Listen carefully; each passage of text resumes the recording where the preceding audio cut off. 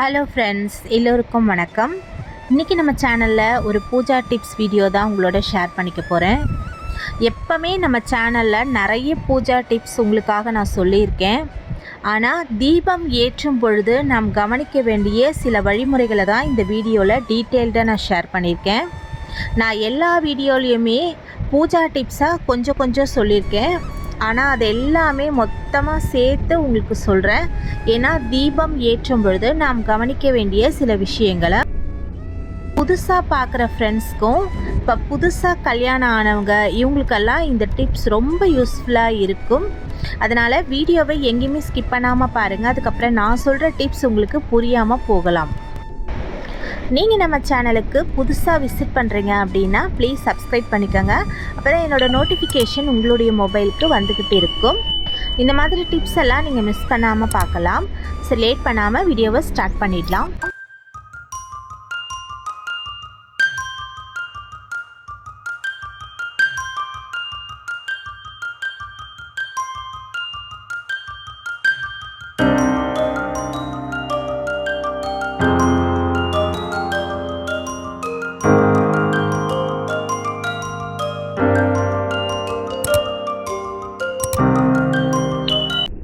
நம்ம தீபம் ஏற்றும் பொழுது என்ன மாதிரி வழிமுறைகளை கடைபிடிக்கணும், ஏன் கடைபிடிக்கணும், எதனால் அதை வேண்டான்னு சொல்கிறாங்க அப்படின்றத காரணத்தோடு நான் சொல்கிறேன். தீபம் நம்ம ஏன் ஏற்றோம் அப்படின்னா, நம்ம இல்லத்துலேயும் சரி நம்ம சுற்றியும் சரி நிறைய நெகட்டிவ் வைப்ரேஷன் சுற்றி இருக்கும். ஒரு வீடு அப்படின்னு எடுத்துக்கிட்டோம் அப்படின்னா அங்கே பாசிட்டிவ் வைப்ரேஷனும் இருக்கும், நெகட்டிவ் வைப்ரேஷனும் இருக்கும். அதாவது நல்ல சக்தியும் இருக்கும், கெட்ட சக்தியும் இருக்கும். நல்ல சக்தி அப்படின்றது இறை சக்தி, கெட்ட சக்தி அப்படின்றது இந்த பேய் பிசாசு. இதை நம்பிக்கை இல்லாதவங்களுக்கு வேணால் இது நம்பாமல் இருக்கலாம். ஆனால் கண்டிப்பாக பேய் பிசாசு எல்லாமே இருக்குது. இதை நான் அனுபவபூர்வமாகவே உணர்ந்திருக்கேன். சரி, அதை பற்றி இப்போ பேச வேண்டாம். இப்போ நம்ம பூஜா டிப்ஸ் பார்த்துட்ருக்கோம், அதையே பேசலாம். நம்ம வீட்டில் தீபம் ஏற்றி வழிபாடு செஞ்சோம் அப்படின்னா வீடு எப்பொழுதுமே மங்களகரமாக இருக்கும். அதே நேரத்தில் பார்த்திங்கன்னா மனம் அமைதியாக இருக்கும்.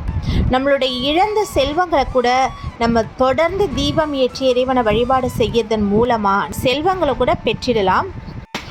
நம் நாட்டை ஆண்ட அரசர்களில் எத்தனையோ பேர் பார்த்திங்கன்னா தீபம் ஏற்றுதை மிகச்சிறந்த பணியாகவே செஞ்சிட்டு இருந்தாங்க.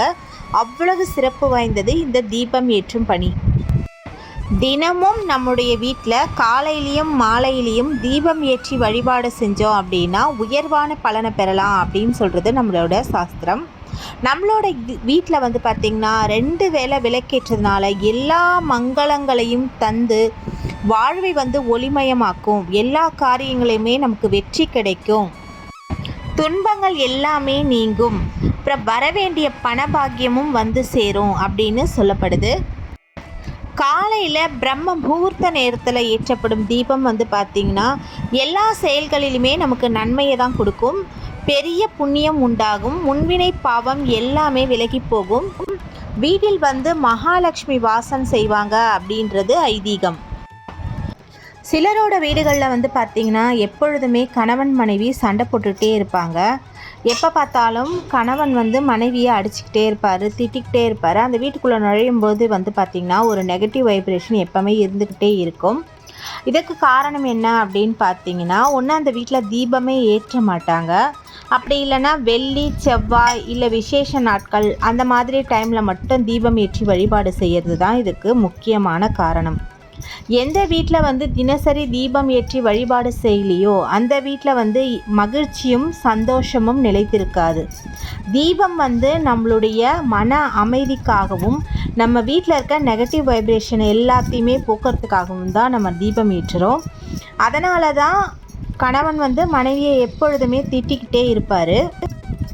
இப்படி பிரச்சனை அதிகம் உள்ளவர்கள் பார்த்திங்கன்னா ஒரு மண்டலம் சங்கல்பம் பண்ணிவிட்டு பிரம்ம முகூர்த்த நேரத்துலையும் பிரதோஷ நேரத்துலையும் தீபம் ஏற்றி வழிபாடு செஞ்சீங்க அப்படின்னா உங்களுக்கு இந்த பிரச்சனை படிப்படியாக குறையும், கைமேல் பலன் கிடைக்கும். நீங்கள் கண் கூட பார்க்கலாம். இந்த தீபம் ஏற்றத்துக்கு கொஞ்சம் சிரமமே பார்க்காம நீங்கள் பிரம்ம முகூர்த்த நேரம் என்று சொல்லப்படும் 4:30 to 6 நீங்கள் ஒரு 5:30 மணி கூட தீபம் ஏற்றி வழிபாடு செய்யலாம். 5:30 மணிக்கு தொடர்ந்து ஏற்றுங்க.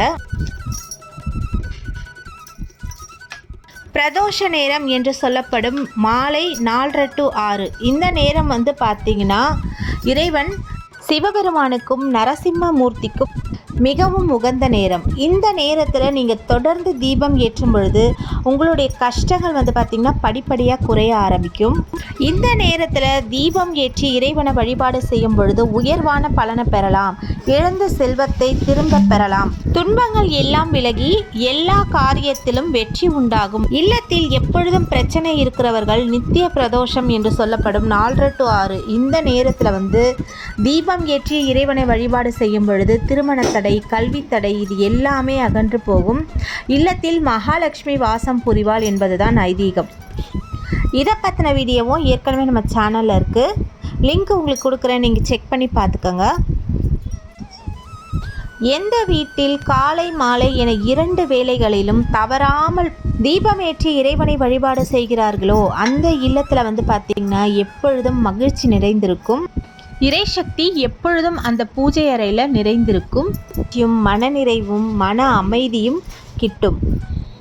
நீங்கள் வந்து ஒரு டைம் ஃபிக்ஸ் பண்ணி தீபம் ஏற்ற ஆரம்பிச்சிட்டிங்க. இப்போ இன்றைக்கி வந்து 5:30 மணிக்கு ஏற்றுறீங்க அப்படின்னா நாளைக்கும் அதே 5:30 மணிக்கு ஏற்றுங்க. ஏன்னா ஒரு டைம் ஏற்றிட்டீங்க அப்படின்னா அதே டைமில் ஏற்றுனீங்க அப்படின்னா தான் அந்த பூஜை அறையில் வந்து இறைசக்தி ஆகர்ஷணமாகும். அதனால் கரெக்டாக ஒரு டைம் ஃபிக்ஸ் பண்ணிக்கோங்க. அப்போ தான் வந்து பார்த்திங்கன்னா அந்த தீப தேவதை வெயிட் பண்ணிகிட்டே இருப்பாங்க. இந்த டைமுக்கு வந்து அவங்க தீபம் ஏற்றி நம்மளை வழிபாடு செய்வாங்க. நம்ம வந்து கரெக்டாக அந்த டைமுக்கு வந்து அந்த வீட்டுக்கு நம்ம போகணும் அப்படின்னு சொல்லிட்டு நீங்கள் தீபம் ஏற்றிய உடனே வந்து பார்த்திங்கன்னா உங்களுடைய பூஜை அறையில் தெய்வம் வந்து எழுந்தருள்வாங்க.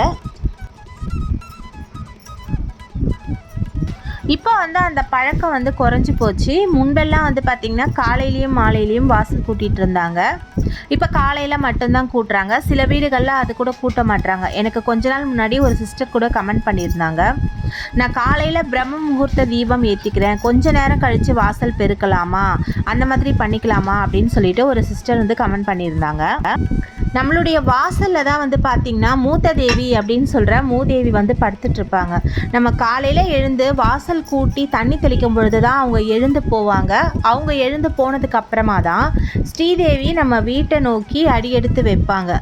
அதனால் ஃபஸ்ட்டு வாசல் தெளித்து கோலம் போட்டு அதுக்கப்புறமா தான் நம்ம விளக்கேற்றவே ஆரம்பிக்கணும். சில வீடுகளில் எங்கள் வீட்டுக்கு பக்கத்துலேயே நான் நிறைய வீட்டில் நோட் பண்ணியிருக்கேன். 6 மணி ஆனால் கூட வீட்டில் வந்து விளக்கே போட மாட்டாங்க. அந்த வீடு ஃபுல்லாகவே இருட்டாகவே தான் இருக்கும். அந்த மாதிரி வீட்டை இருட்டாக போடாதீங்க. கொஞ்சம் இருட்டுற மாதிரி இருக்கும் பொழுதே உங்கள் வீட்டில் லைட்லாம் ஆன் பண்ணி வச்சுருங்க. ஏன்னா இருட்டாக போட்டு வச்சுருந்தீங்கன்னா வீட்டுக்கு வர மகாலட்சுமி கூட வரமாட்டாங்க, அப்படியே போயிடுவாங்க. பூஜை அறையிலையும் வந்து பார்த்திங்கன்னா சின்னதாக ஒரு லைட் போட்டுக்கோங்க. அதுக்காக நிறைய லைட் பல்பெல்லாம் போட்டு ரொம்ப ஜெகஜோதியாக வச்சுக்காதீங்க. சின்னதாக ஒரு வெளிச்சம் எப்பொழுதுமே பூஜை அறையில் இருக்கட்டும். அதுவும் வந்து வாசனை இல்லாத மலர்கள், சிலர் வந்து அலங்காரத்துக்கு அழகழகாக வந்து பிளாஸ்டிக் பூவெல்லாம் போடுவாங்க, அந்த மாதிரியும் போடக்கூடாது. அது வந்து இறை ஆக்கர்ஷண சக்தியை வந்து பூஜை அறையினுள் கிரகிக்காது.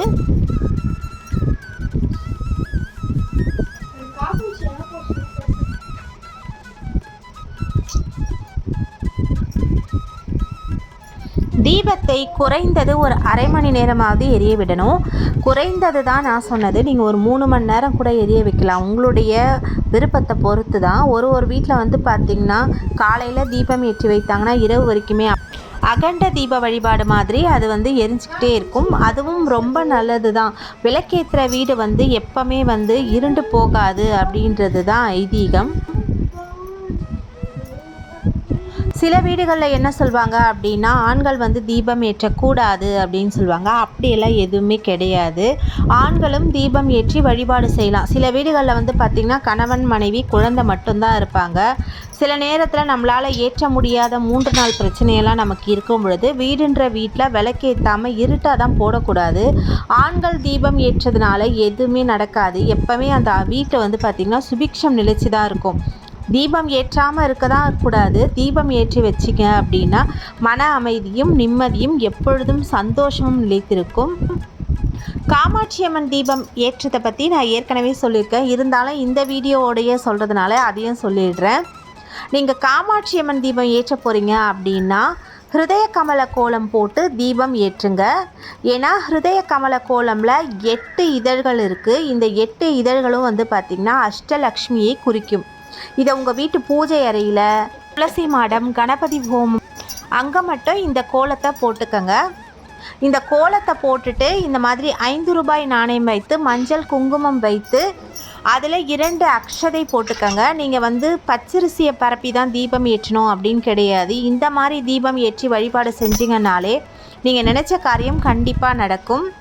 இதை நான் சும்மா இதை வீடியோக்காகலாம் சொல்ல, உண்மையாகவே எங்களுக்கு தெரிஞ்ச ரிலேஷன் ஒருத்தரே வந்து பார்த்திங்கன்னா அவங்களுக்கு தெரியாது இது வந்து ஹிருதய கமல கோலம் அப்படின்னு சொல்லிட்டு அவங்க பூஜை அறையில் போட்டு எப்போவுமே வழிபாடு செய்வாங்க. அவங்களே வந்து பார்த்திங்கன்னா சொந்தமாக வீடு கட்டிக்கிட்டு போயிருந்தாங்க. இந்த கோலத்தை தொடர்ந்து நீங்கள் பூஜை அறையில் போட்டுக்கிட்டே வந்தீங்க அப்படின்னா நீங்கள் நினைச்ச காரியம் கண்டிப்பாக நடக்கும். அதனால் இந்த கோலம் போட்டுட்டு பூஜை அறையில் நீங்கள் வந்து விளக்கேற்றிக்கலாம். பச்சரிசி பரப்பி தான் தீபம் ஏற்றணும் அப்படின்ற அவசியம் கிடையாது. ஏன்னா நம்ம பச்சரிசி மாவில் தான் வந்து பார்த்திங்கன்னா இந்த கோலமே போடுறோம். உங்களுக்கு கோலம் போட வரல அப்படின்னா இந்த மாதிரி அச்சும் உங்களுக்கு கிடைக்கிது. சின்ன சைஸ், பெரிய சைஸ்ன்னு இப்போ எல்லா இடத்துலையுமே எல்லாமே கிடைக்கிது. அந்த மாதிரி கிடைச்சிதுன்னா அதுலேயே கூட நீங்கள் அழகாக கோலம் போட்டுக்கலாம். இந்த தீபத்தை நீங்கள் வந்து பார்த்திங்கன்னா வெறும் தரையில் ஏற்றக்கூடாது. ஏன்னா கெட்ட காரியங்களுக்கு தான் தீபத்தை வெறும் தரையில் வச்சு ஏற்றுவாங்க. நீங்கள் இந்த மாதிரி ஒரு ஸ்டாண்டோ இல்லை ஒரு பெரிய தட்டோ தான் வச்சு ஏற்றணும். காமாட்சி அம்மன் தீபம் ஏற்றும் பொழுது தட்டு ரொம்ப பெருசாக தான் இருக்கணும், சின்னதாக இருக்கக்கூடாது. தட்டில் தீபத்தை வச்சிங்கன்னா அந்த விளக்கு வந்து ஆட்டம் காணக்கூடாது. அந்த மாதிரி ஆட்டம் காணிச்சு அப்படின்னா குடும்பம் ஆட்டம் காணிடும் அப்படின்னு சொல்லுவாங்க. தட்டிலையோ ஸ்டாண்ட்லேயோ மகாலட்சுமிக்கு ரொம்ப ரொம்ப விருப்பமான ஹிருதய கமல கோலம் போட்டு தீபம் ஏற்றுனீங்க அப்படின்னா ரொம்ப சிறப்பு வாய்ந்ததாக இருக்கும். சுவாமிக்கு வைக்கும் தட்டு கூட வந்து பார்த்திங்கன்னா பித்தளை, செம்பு, வெள்ளி அந்த மாதிரி வச்சுக்கோங்க. எவர் சில்வரை வைக்கக்கூடாது.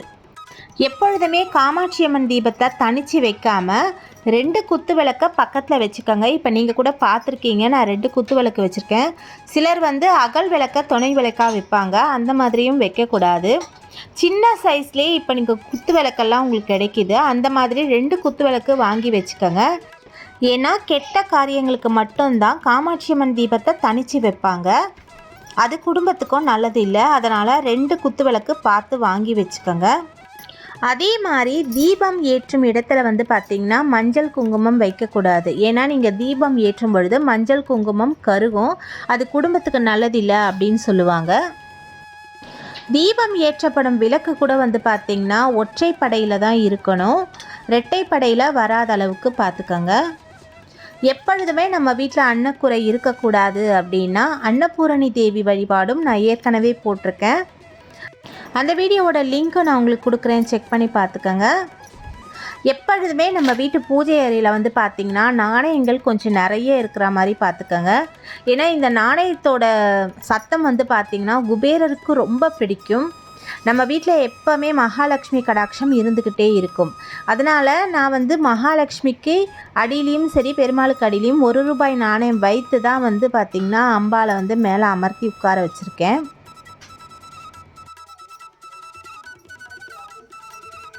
வீட்டில் எத்தனையோ தீபங்கள் இருந்தாலும், எத்தனையோ விளக்குகள் இருந்தாலும், குலதெய்வத்துக்கு அப்படின்னு சொல்லிட்டு ஒரு மண் அகல் தீபம் ஏற்றி வச்சுக்கோங்க. ஏன்னா ரொம்ப ரொம்ப சிறப்பு வாய்ந்தது மண் அகல் தீபம். அது நம்ம இல்லத்தில் ஏற்றி வைத்து வழிபாடு செய்யும் பொழுது வந்து பார்த்திங்கன்னா சகல சம்பத்துக்களும் சகல செல்வங்களும் நமக்கு அருளிடும். எப்பொழுதுமே ஒரு விஷயம் ஞாபகம் வச்சுக்கோங்க, நம்ம தீபம் ஏற்ற போகிறோம் அப்படின்னா கையில் வளையல் போடாமையோ இல்லை எந்த அணிகலனும் இல்லாமையோ ஏற்றக்கூடாது. நம்ம எப்பொழுதுமே மங்களகரமாக தான் இருக்கணும். மங்களகரமாக இருந்து தீபம் ஏற்றி வழிபாடு செஞ்சோம் அப்படின்னா தான் அந்த தீபம் ஏற்றிய பலன் வந்து நமக்கு கிடைக்கும். ஆண்களும் சரி பெண்களும் சரி ஈர ஆடையுடனோ ஈர தலையுடனோ வந்து அப்படியே வந்து தீபம் ஏற்றி வழிபாடு செய்வாங்க. சில ஆண்கள்லாம் வந்து பார்த்திங்கன்னா குளிச்சுட்டு வந்து இடுப்பில் துண்டை கட்டிட்டு வந்து விளக்கேற்றுவாங்க. அந்த மாதிரிலாம் பண்ணக்கூடாது. ஏன்னா கெட்ட காரியங்களுக்கு தான் அந்த மாதிரி தீபம் ஏற்றி வழிபாடு செய்வாங்க. எப்பொழுதுமே மங்களகரமாக ஆடை அணிஞ்சிட்டு வந்து தான் தீபம் ஏற்றி வழிபாடு செய்யணும். சுமங்கலி பெண்கள் கைகளில் கண்ணாடி வளையல் அணியாமல் இருக்கக்கூடாது. அதனால் ஒரு 2 கண்ணாடி வளையலாவது கண்டிப்பாக அணிஞ்சிட்டு தீபம் ஏற்றுங்க. தீபத்தை தீக்குச்சி கொண்டு ஏற்றாமல் துணை விளக்கு ஒன்று வச்சுக்கோங்க. அதில் வச்சு தீபம் ஏற்றி வழிபாடு செஞ்சீங்க அப்படின்னா தான் அந்த பலன் உங்களுக்கு முழுமையாக கிடைக்கும். அதே மாதிரி முதல்ல வாசலில் தீபம் ஏற்றிய பிறகு அந்த தீபத்தை அப்படியே கொண்டு வந்து தான் பூஜை அறையில் ஏற்றணும். பூஜை அறையில் ஏற்றிட்டு வாசலுக்கு கொண்டு போகக்கூடாது. அதே மாதிரி தான் கற்பூரம் காட்டும் பொழுதும் வெளியிலேருந்து தான் நம்ம மகாலட்சுமி தேவியை வந்து வீட்டுக்குள்ளே அழைக்கணும். அதனால் வெளியில் முதல்ல கற்பூரம் ஏற்றிட்டு சூரிய பகவானுக்கு காமிச்சு சூரிய பகவானையும் வழிபாடு செஞ்சுட்டு அதுக்கப்புறமா உள்ளே எடுத்துகிட்டு மற்ற தெய்வங்களுக்கு எல்லாருக்கும் காட்டுங்க.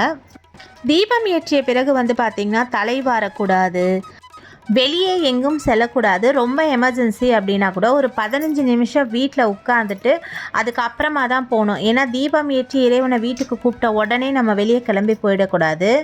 அது நல்லாவும் இருக்காது இல்லைங்களா? இப்போ வீட்டுக்கு ஒரு கெஸ்ட்டை கூப்பிட்டுட்டு நம்ம உடனே கிளம்பி வெளியே போகக்கூடாது இல்லையா? அதனால் சொல்கிறேன். இப்போ நான் ஏற்ற போகிறது பார்த்திங்கன்னா உப்பு தீபம். இந்த உப்பு தீபத்தை நம்பிக்கை உள்ளவர்கள் மட்டும் ஏற்றுங்க. இது நாங்கள் சும்மா ஏதோ வீடியோக்காகலாம் சொல்லாமல் இந்த உப்பு தீபத்தை நான் 3 வருஷமாக ஏற்றிட்டுருக்கேன். நல்ல ஒரு பலன் இருக்குது. கடன் பிரச்சனை, பணப்பிரச்சனை எல்லாமே தீரும். நம்பிக்கை உள்ளவர்கள் மட்டும் ஏற்றுங்க. இது கம்பல்ஷன் கிடையாது. ஏன்னா நான் ஒரு ஷார்ட் வீடியோலேயே பார்த்தேன், அதனால தான் உங்ககிட்ட சொல்கிறேன். அதெல்லாம் செய்யாதீங்க அப்படின்னு. இது நாங்கள் ஏற்றி பலன் பெற்றதுனால தான் நீங்களும் இந்த பலனை பெறணும் அப்படின்றதுக்காக தான் நம்மளை ஷேர் பண்ணிக்கிறது. அதனால் தயவுசெய்து இந்த உப்பு தீபத்தை நம்பிக்கை உள்ளவர்கள் மட்டும் ஏற்றவும். இந்த உப்பு தீபம் ஏற்கனவே நான் போட்டிருக்கேன், சேனலில் லிங்க் இருக்குது, நீங்கள் செக் பண்ணி பார்த்துக்கோங்க. இருந்தாலும் சொல்கிறேன், இந்த மாதிரி ஒரு மண் அகல் விளக்கில் மஞ்சள் குங்குமம் வச்சுட்டு உப்பை நிறக்க கொட்டி வச்சுக்கோங்க. இதை நீங்கள் முதலாக ஏற்றுறீங்க அப்படின்னா வெள்ளிக்கிழமை சுக்கிர ஹோரையில் ஏற்றுறது ரொம்ப ரொம்ப சிறப்பு வாய்ந்தது இந்த உப்பு தீபம். இந்த மாதிரி ஐஸ்வர்ய கோலம் போட்டுட்டு அதுக்கு மேலே உப்பு தீபத்துக்கு ஏற்பாடு பண்ணிக்கோங்க. இந்த மாதிரி ஒரு அகல் வச்சு அதற்கு மேலே 1 ரூபாய் நாணயம் வச்சு 2 அக்ஷதை போட்டுக்கோங்க. அதற்கு பிறகு நான் பித்தளை விளக்காக வச்சுருக்கேன். நீங்கள் மண்லேயும் வச்சுக்கலாம், உங்களோட விருப்பம்தான். நீங்கள் நெய்யோ எண்ணெயோ உங்களோட விருப்பத்துக்கு தகுந்த மாதிரி விட்டு தீபம் ஏற்றி வழிபாடு செய்யுங்க. தொடர்ந்து நம்பிக்கையோடு செய்யுங்க. கண்டிப்பாக உங்களுக்கு அதற்கான பலன் கிடைக்கும். மறுபடியும் நம்ம டாபிக் வரலாம். சில வீடுகளில் பார்த்திங்கன்னா எண்ணெய் பாசி படிஞ்சு போயிருக்கும். நான் எண்ணெய் லேசாக பச்சை நிறமாக மாறுறத சொல்லலை, விளக்கே பாசி படிஞ்சு தான் போயிருக்கோம். அதையே அவங்க கவனிக்காமல் விட்டுருவாங்க. அது ரொம்ப பச்சையாக இருக்கும், நானே கண்கூடாக பார்த்துருக்கேன். அந்த மாதிரி ரொம்ப பாசி படிகிற அளவுக்கு விடாதீங்க, அது உங்கள் குடும்பத்துக்கும் நல்லதில்லை. அந்த விளக்கை முதல்ல எடுத்து சுத்தமாக விளக்கி வச்சுட்டு அதில் புதுசாக எண்ணெய் ஊற்றி புதுசாக திரி போட்டு நீங்கள் தீபம் ஏற்றி வழிபாடு செய்யுங்க. இல்லை அப்படின்னா உங்களுக்கு ரொம்ப கஷ்டங்கள் வரும். இப்போ வரதெல்லாம் பார்த்திங்கன்னா வெயில் காலம். இந்த நேரத்தில் விளக்கில் பார்த்திங்கன்னா சின்ன சின்ன எறும்பு, ஈ எல்லாமே விழுந்திருக்கும். அப்படி இருக்கும் பொழுது அதை எடுத்து அப்படியே ஓரமாக போட்டுட்டு தீபம் ஏற்றாதீங்க. எறும்பாக இருந்தாலும் ஈயாக இருந்தாலும் அது எண்ணெயில் விழுந்து இறந்துடுச்சு, அது தீட்டு தான் அது. அதனால் அந்த எண்ணெயை வெளியில் விட்டுட்டு விளக்க சுத்தமாக தேய்ச்சி கழுவிட்டு புதுசாக மஞ்சள் குங்குமம் எல்லாம் வச்சுட்டு புது எண்ணெய் விட்டு புது திரி போட்டு தீபம் ஏற்றுங்க. உங்களுக்கு பார்த்தீங்கன்னா தீபம் ஏற்றிய பலன் முழுமையாக கிடைக்கும்.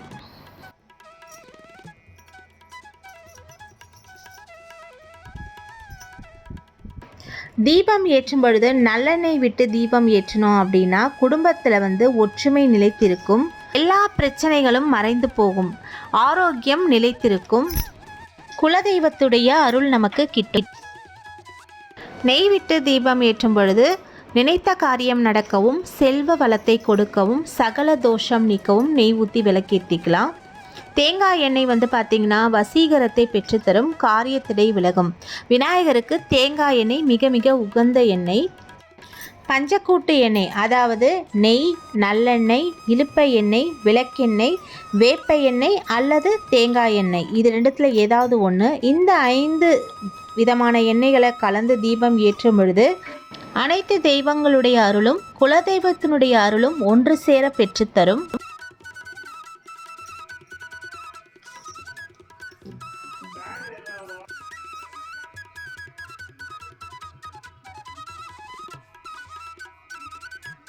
திரியை ரெட்டையாக போடுறது தான் ரொம்ப நல்லது.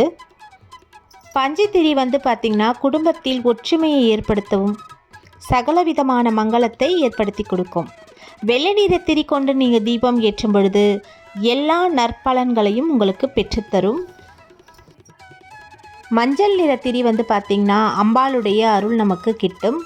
கணவன் மனைவி ஒற்றுமையாக இருக்கவும் மஞ்சள் நிற திரி கொண்டு தீபம் ஏற்றி வழிபாடு செஞ்சிங்க அப்படின்னா கணவன் மனைவி ஒற்றுமை மேலோங்கும், மன தைரியம் கிடைக்கும்.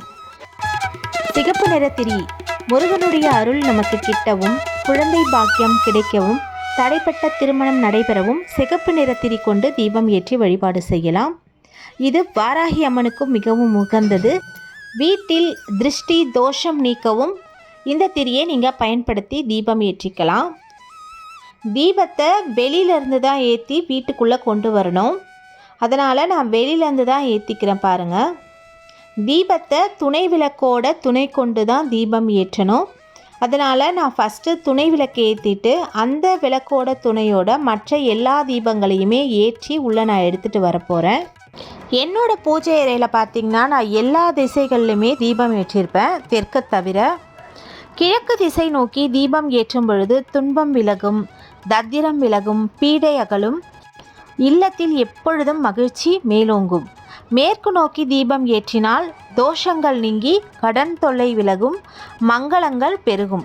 வடக்கு திசை நோக்கி தீபம் ஏற்றும் பொழுது மகாலட்சுமியின் அருள் கிட்டும். நம்ம வீட்டு பூஜை அறையில் தெற்கு நோக்கி மட்டும் தீபம் ஏற்றக்கூடாது. ஏன்னா தெற்கு வந்து பித்ருக்களுடைய திசை. அங்கே பித்ருக்களுக்காக நம்ம பூஜை அறையில் தீபம் ஏற்றக்கூடாது. எப்பொழுதுமே தெற்கு நோக்கி நம்ம தீபம் ஏற்றவே கூடாது.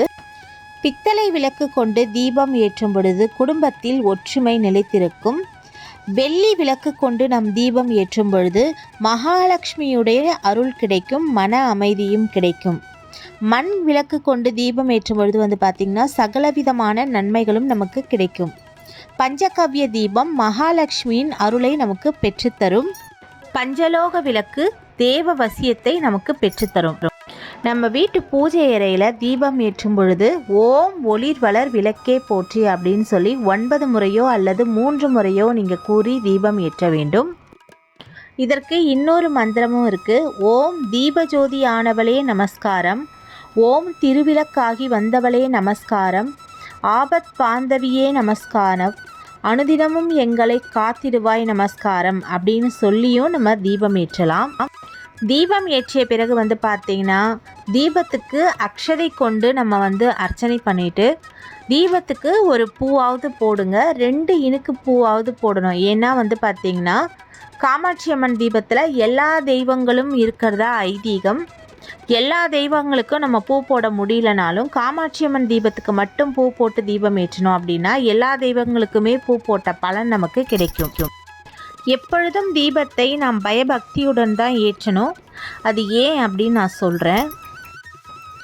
தீபத்தின் அடிப்பகுதியில் படைக்கும் கடவுளான பிரம்மாவும் தீபத்தின் நடுப்பகுதியில் காக்கும் கடவுளான மகாவிஷ்ணுவும் தீபத்தின் மேல் பகுதியில் சிவபெருமானும் எழுந்தருள்வதாக ஐதீகம். முப்பெரும் தேவர்களும் ஒன்று சேர இருக்கும் இடத்தில் முப்பெரும் தேவியரும் இருப்பாங்க. சுடரில் மகாலட்சுமியும் தீப ஒளியில் சரஸ்வதி தேவியும் வெப்பத்தில் பார்வதி தேவியும் இருப்பதாக ஐதீகம். அதனால தான் தீபம் ஏற்றும் பொழுது நம்ம மிகுந்த பயபக்தியோடு ஏற்றணும். ஏதோ கடமைக்கு அப்படின்னு போய் தீபம் ஏற்றாமல் மற்றவர்கள்கிட்ட ஃபோன் பேசிட்டு விளக்கேற்றாமல் நம்ம ஒரு தீபத்தை ஏற்றும் போது பயபக்தியோடு ஏற்றணும். அப்போ தான் அந்த பலன் நமக்கு முழுமையாக கிடைக்கும். நம்ம ஒரே ஒரு காமாட்சி அம்மன் தீபம் மட்டும் ஏற்றும் பொழுது பார்த்திங்கன்னா மத்தியமமான நற்பலன் நமக்கு கிடைக்கும். 2 தீபம் ஏற்றும் பொழுது குடும்பத்தில் ஒற்றுமை பலப்படும். 3 விளக்கா நீங்கள் ஏற்றும் பொழுது குடும்ப உறவுகளிடம் இன்பம் உண்டாகும். 4 தீபம் ஏற்றும் பொழுது அஷ்டலக்ஷ்மியோட பரிபூர்ண அருள் நமக்கு கிட்டும். 5 தீபம் ஏற்றும் பொழுது செல்வ செழிப்பை ஏற்படுத்தும்.